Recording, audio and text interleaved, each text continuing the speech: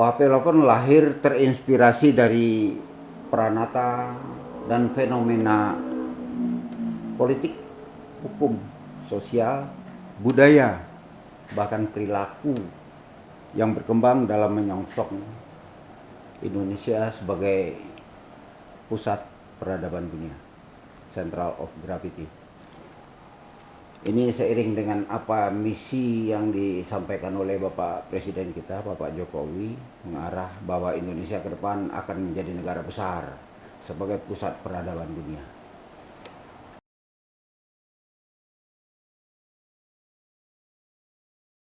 Kalau dari segi law firm atau badan hukum ya tidak ada bedanya dengan law firm yang lain, yang terletak kepada bagaimana visi dan misi kita. Untuk apa sih kita lahir? Kalau hanya lahir untuk ada dan seadanya saja, ya untuk apa? Kita lahir juga dengan latar belakang tadi. Bagaimana peranata hukum yang ada? Bagaimana fenomena sosial yang ada? Artinya apa? Antara peranata hukum dan fenomena sosial itu tidak bisa terpisahkan. Peranata hukum yang baik belum tentu membuat fenomena sosial menjadi lebih baik. Tapi peranata hukum yang jelek akan membuat kehancuran dalam kehidupan bermasyarakat, berbangsa dan bernegara.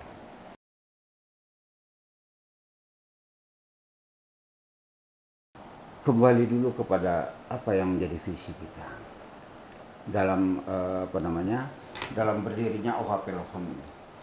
Visi kita dengan kita beranjak dari peranata dan fenomena yang ada tadi, visi kita bagaimana menciptakan tegaknya hukum yang berkeadilan. Ini gampang untuk diucapkan, tapi susah sekali untuk dilaksanakan, karena memang hukum itu tidak berada pada ruang hampa. Banyak kepentingan di situ yang mempengaruhi, banyak hal-hal, faktor-faktor yang mempengaruhi, sehingga bagaimana bisa hukum itu tegak berdiri di samping faktor-faktor peranata hukum yang ada, tapi yang paling penting adalah faktor jati diri para penegak hukum itu sendiri. Integritas, kapasitas penegak hukum itu sendiri yang paling utama, sehingga bisa hukum itu menjadi tegak dan terciptanya keadilan untuk semua pihak yang terkait dalam itu, bukan hanya untuk orang-orang tertentu. Keadilan untuk semua, gampang untuk diucapkan tapi sulit untuk dilaksanakan tanpa integritas yang baik oleh penegak hukumnya.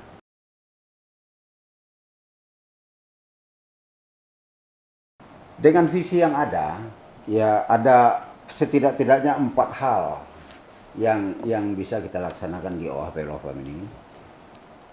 Menghadapi peranata sosial yang ada, atau menghadapi peranata hukum yang ada itu, bagaimana kita kritis, solutif terhadap peranata hukum dan fenomena sosial itu. Itu yang paling yang kita coba untuk menata ke depan. Hukum ada adagiumnya. Kadangkala sudah cacat sebelum lahir. Bagaimana menegakkan hukum itu sendiri? Nah, ini problematika dari segi peranata hukum. Jadi kalau hukumnya sudah cacat sebelum lahir, otomatis penegakan hukum itu sendiri juga akan menjadi sulit. Banyak anasir-anasir di situ, banyak persepsi-persepsi di situ, dan bahkan ada permasalahan-permasalahan tertentu justru orang memanfaatkan kelemahan hukum itu sendiri bagaimana lolos dari lubang jarum hukum itu. Yang kedua, sinergitas kriminal justice system yang perlu dibangun oleh para penegak hukum. Kami sadar bahwa sekarang sudah menjadi advokat. dan kami pernah hidup dalam birokrasi yang ketat, yang diikat dengan hierarkis, kode etik, kehormatan prajurit ibaratnya, kehormatan anggota Polri. Kita pernah diikat di situ. Bedanya sekarang kita di advokat, kita hanya bagaimana berdiri di atas kaki sendiri. Artinya tegaknya hukum di law firm ini bagaimana kitanya. Sementara lembaga kita di advokat, bukan lembaga ya, organisasi kita hanya menaungi kita sebagai anggota. Namun untuk bagaimana kita ke depan dalam langkah melakukan pembelaan terhadap hak-hak para yang membutuhkan, itu berdiri di atas kaki sendiri. Dengan integritas yang ada, dengan kapasitas yang ada, dengan kapabilitas yang ada. Sehingga kita bisa bagaimana menata hukum itu yang kebetulan diberikan dipercayakan kepada kita. Jadi sinergitas antar penegak hukum itu kita jalin dalam tataran ataupun dalam sesuai azas atau norma hukum yang berlaku. Muluk-muluk memang, muluk gampang juga diucapkan. Ini hal yang sangat muluk-muluk. Tapi bagi kita yang penting punya suatu keinginan untuk bagaimana menegakkan sinergitas itu dalam tataran hukum, dalam tataran norma hukum yang berlaku. Artinya di sini memang tadi bertanya tentang bagaimana idealisme atau realitas yang ada. Artinya apa? Selama kita memang mau menegakkan hukum itu dengan tujuan tegaknya hukum yang berkeadilan, hubungan sinergitas hanya bagaimana kita hanya bisa menjaga silaturahmi, memperlancar kasus, tapi bukan dalam arti memperlancar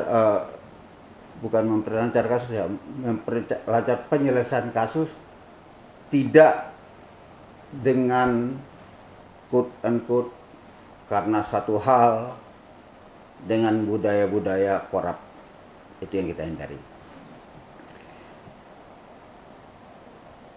Yang pastinya misi kita yang ketiga adalah bagaimana pelayanan hukum yang prima dalam proses litigasi maupun dalam proses non-litigasi, baik hukum pidana maupun hukum perdata ataupun masalah-masalah hukum lainnya yang memang diberikan kepercayaan kepada kita.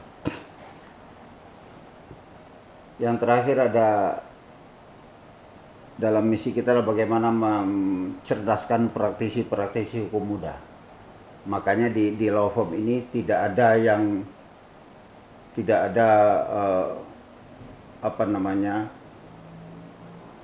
advokat yang sudah punya nama besar, tidak ada. Di sini advokat kita, partner saya itu adalah pada partner yang muda-muda yang kita bina untuk bagaimana menjadi advokat yang berintegritas dan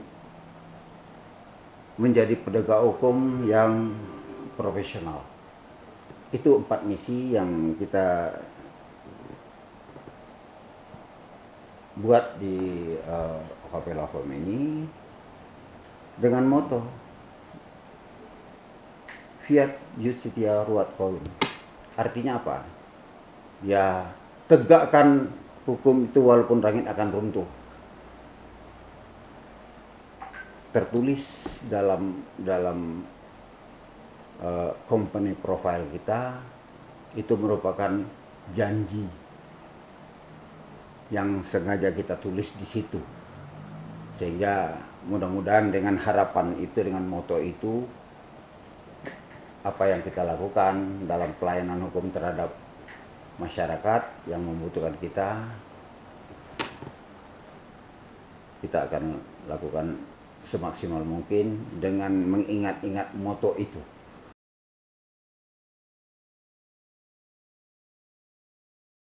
Ada yang yang pasti adalah mereka latar belakang seluruhnya adalah sarjana hukum. Ya, bagi mereka-mereka yang sudah eh, memiliki legalitas advokat, kita libatkan dalam sebagai partner dalam beracara. Namun bagi rekan-rekan yang masih magang, misalnya belum memiliki sertifikat advokat, kita jadikan legal, paralegal, sekaligus magang, berlatih sambil beracara. Itu ada sementara ini ada 4 orang itu paralegal kita yang kita latih sebagai advokat.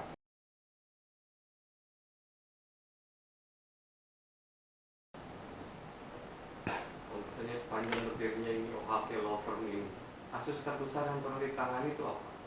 Yang namanya orang baru lahir. Yang namanya orang baru lahir baru dari 1 Maret. Ya. Tapi paling tidak ada beberapa kasus yang sentral yang kita tangani, khususnya menghadapi mafia tanah.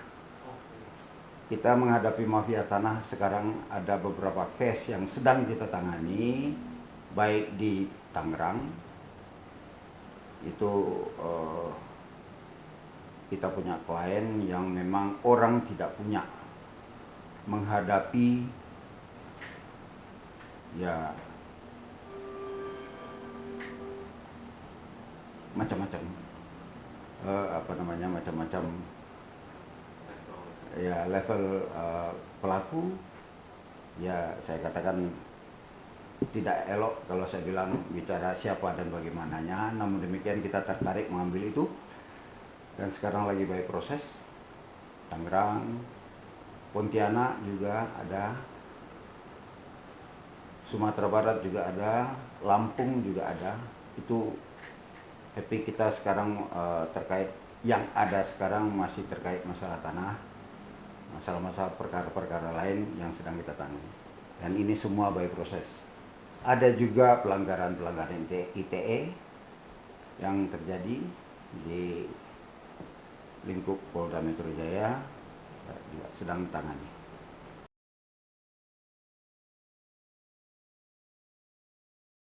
Sebenarnya tidak banting setir. Kalau kita katakan banting setir, artinya kita gagal di tempat lain, kita pergi ke tempat baru. Sebenarnya ini bukan banting setir. Bagi saya membuka menjadi advokat adalah meneruskan perjuangan yang selama ini saya lakukan di kepolisian. Di kepolisian saya lebih banyak bergerak di bidang pengawasan. Di samping saya sendiri juga map saya berada di penyidikan, di reserse. Namun saya lebih banyak hidup berkecimpung di dunia pengawasan propam. Saya 3 kali jadi kabid propam, jadi kabid propam 3 kali, baik di Lampung. Yang pertama sekali itu di Lampung, setelah itu ke Papua, setelah itu propam Polda Metro Jaya. Paling tidak saya paham betul tentang perilaku budaya penegakan hukum yang terjadi di lingkungan Kepolisian Negara Republik Indonesia, termasuk kebijakan-kebijakan yang ada, baik kebijakan hukum yang mana sekarang kita lihat ada Perkap nomor 6 tahun 2019. Di mata saya Perkap nomor 6 itu adalah hal yang mengatur tentang penyelidikan dan penyidikan. Tapi yang saya lihat tidak mendasari KUHP. Aturan Perkap itu diperlakukan untuk internal Polri dalam bagaimana SOP dalam proses penyelidikan dan penyidikan. Namun dampaknya adalah bagi para pencari keadilan. Dampaknya adalah para pencari keadilan. Sementara tidak didasari dengan KUHP. Ini kan juga problem. Langkah-langkah penyidikan itu LP yang telah dibuat oleh apa namanya, oleh masyarakat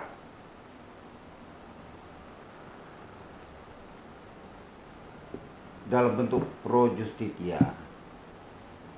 Namun pelaksanaannya berlalai-lalai di tataran penyelidikan, padahal sebenarnya perkara itu pidana jelas dan nyata, tapi berlalai-lalai di tataran penyelidikan, perkara tidak maju-maju. Ini kan menjadi ini diwadahi oleh perkap itu. Jadi kalau saya ingin membuat adagium, kalau mau cepat-cepat langgar perkap, mau lalai-lalai legitimasi dengan perkap. Ini kan masalah fenomena, masalah pranata. Itu saya katakan pranata tadi. Itu paling tidak saya di situ, sehingga masyarakat pencari keadilan ya banyak yang kecewa terhadap bagaimana kinerja penyidik dalam menangani perkara suatu tindak pidana.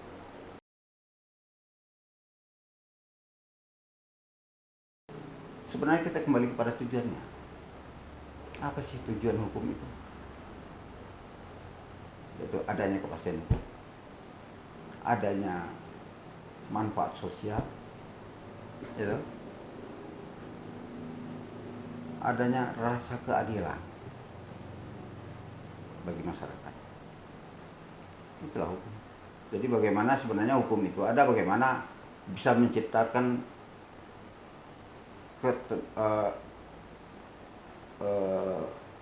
kita pinjam istilahnya dulu, bagaimana kita menata, membuat tentram negara bahagia. Kan larinya ke situ.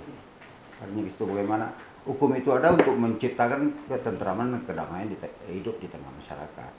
Kalau hukum itu ada tidak akan menciptakan itu, ya untuk apa hukum itu ada? Kan?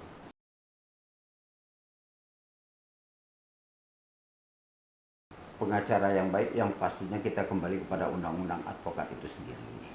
Pengacara yang baik itu pengacara yang memang memiliki nilai-nilai etika dalam berperilaku, beracara, dalam menegakkan, dalam membela hak-hak kliennya, untuk menciptakan tujuan hukum itu sendiri. Apa yang diinginkan oleh masyarakat kita? Bagaimana bisa juga melakukan kontrol kepada para pihak, kepada penegak hukum lain, mengkoordinasikan dengan penegak hukum tentang bagaimana mengamankan hak-hak kliennya masing-masing, dan sehingga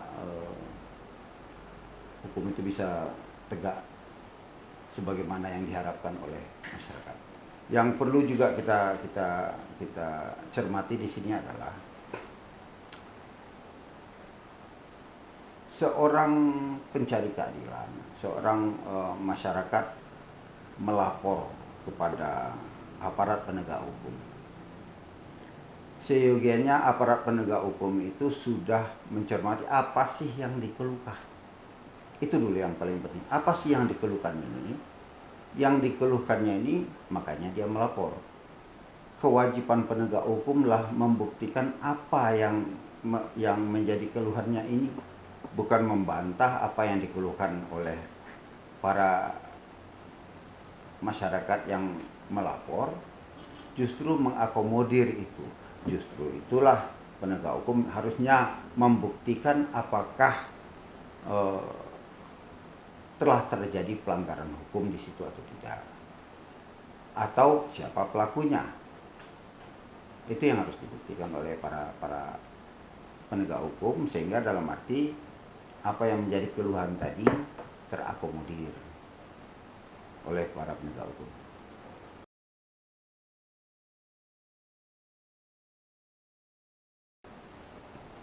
Kalau saya prestasi yang dikatakan menonjol untuk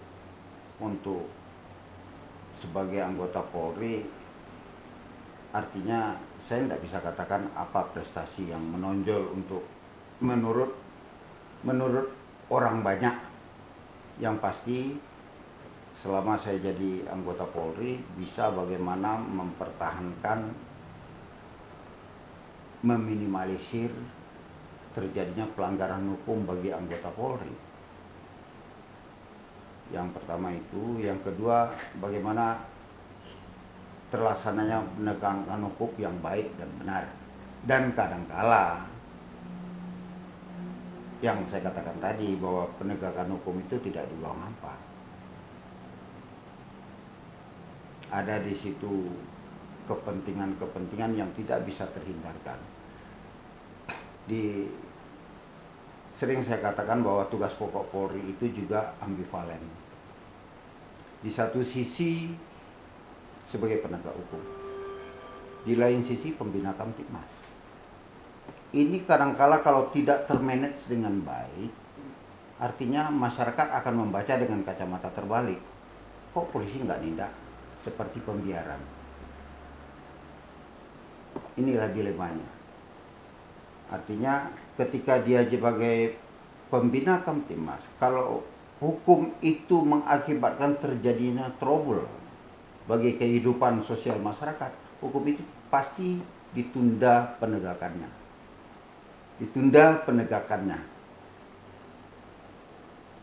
Atau masyarakat justru berpandangan, kok pembiaran, kok dibiarkan, kok polisi nggak nindak misalnya. Itu dilemanya. Nah, sehingga dalam arti bagaimana kita menata hukum tetap tegak tapi Kamtibmas tidak terganggu.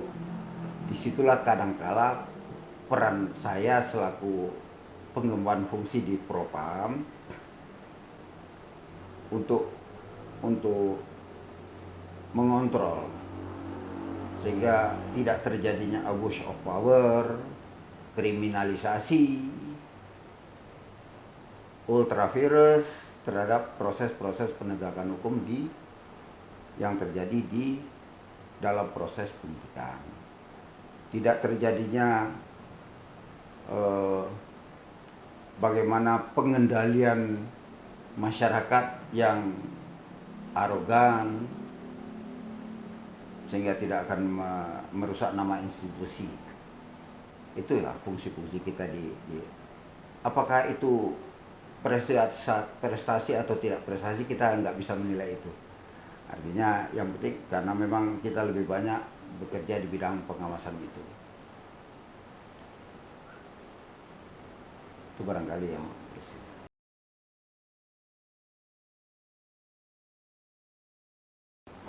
pertanyaan terakhir ya, Pak. Sebagai praktisi hukum, prestasi apa yang paling hebat yang pernah Bapak capai, atau enggak ini deh kayaknya kayak kepuasan apa yang bisa Bapak dapat gitu ketika menjadi seorang praktisi hukum saat ini? Ya, kalau ketika saya jawab di praktisi hukum kan saya sudah katakan tadi bahwa sebelumnya kita sebagai penyidik, sekarang kita sebagai advokat.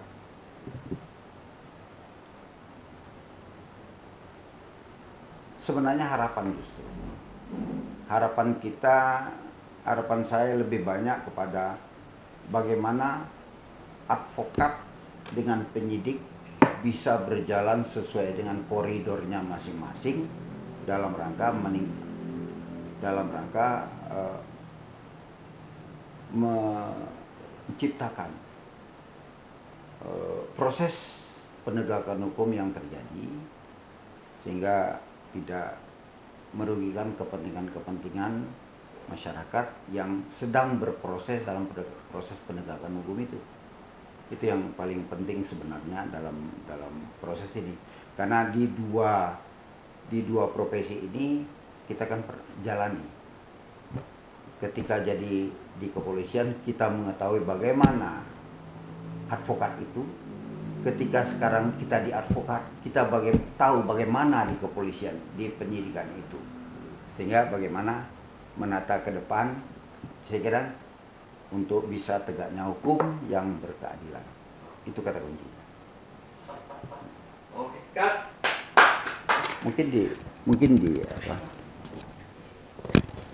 Mungkin bisa Iya, nanti Iya, kita potong-potong nanti. Yang penting nanti sebelum di ini nanti kita baca biar bisa dilihat dulu kan. Oh. Sini.